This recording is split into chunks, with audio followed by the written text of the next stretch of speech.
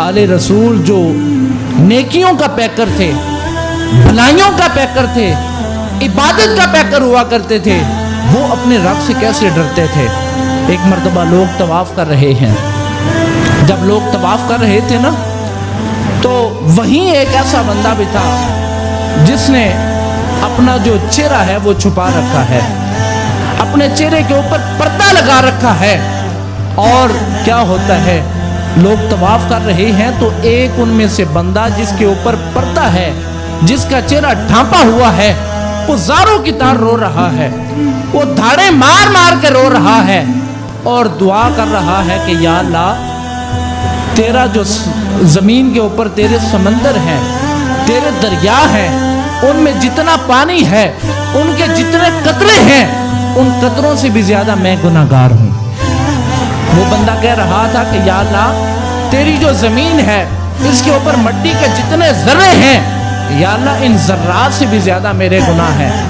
वो बंदा कह रहा था कि या अल्लाह, मैं जितनी तेरी मखलूक है, जितनी तू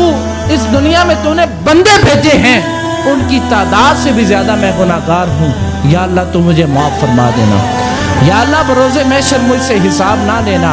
और अगर या अल्लाह तुमने मुझसे हिसाब लेना भी हो तो अलहदगी में हिसाब लेना, सबके सामने मैं हिसाब नहीं दे पाऊँगा। अब जब वो बंदा धाड़े मार मार के रो रहा है, गिड़गिड़ा के रो रहा है, अपने रब से माफ़ियाँ मांग रहा है, अपने रब से हिसाब से माफ़ी मांग रहा है, तो साथ जो बंदे थे उन्होंने कान उठाए कि ये इतना गुनाहगार कौन है कि जो अपने रब को मनाते हुए अपने सारे ऐब खोल रहा है, और अपने रब को मनाते हुए अल्लाह की बारगाह में इतना गिड़गिड़ा के रो रहा है। तो लोगों को रहम आया। उनमें से हज़रत हसन बसरी रज़ी अल्लाह ताला अन्हु आप थे। आप उठ के आते हैं और उस बंदे के कंधों पे थापी देते हैं, सहारा देते हैं और कहते हैं जवान हौसला करो, वो बड़ा करीम है, वो रब बड़ा करीम है, वो अपने बंदों के ऊपर करम भी करता है, माफ़ी भी अता करता है, और तुम जितनी माफ़ी मांग रहे हो, मैं तुम्हें खुशखबरी सुनाता हूँ कि तुम्हारे जितने भी गुनाह हुए मेरा मालिक तुझे माफ़ी अता करेगा। तो जब हसन बसरी रज़ी अल्लाह ताला अन्हु ने आपको दिलासा दिया ना, तो आपके आंसू कुछ थम जाते हैं,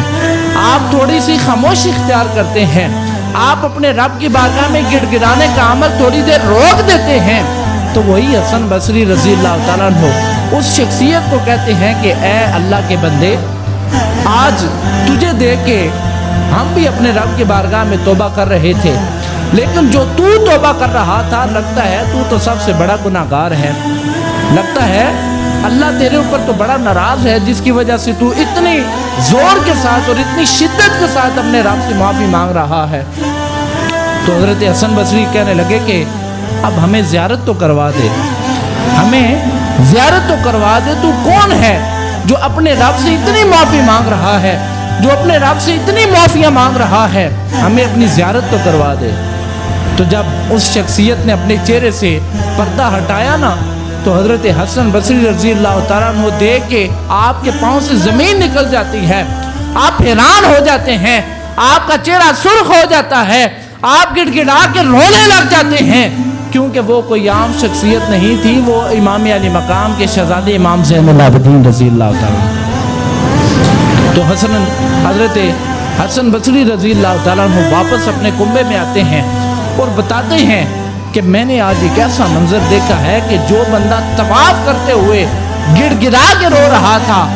अल्लाह रब्बुल इज़्ज़त की बारगाह में झुक के रो रहा था, माफ़ियाँ मांग रहा था और हिसाब से निजात मांग रहा था, वो कोई आम नहीं था, वो इमाम अली मकाम के शहज़ादा ज़ैनुल आबिदीन था। और आगे कहते हैं कि अगर आले रसूल का ये हाल है तो फिर हम गुनाहगारों का क्या हाल होगा।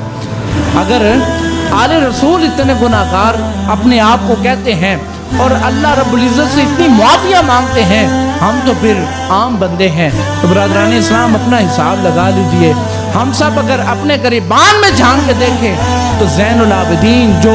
नेकियों का पैकर थे, जो अल्लाह रब्बुल इज़्ज़त की रहमतों का पैकर थे,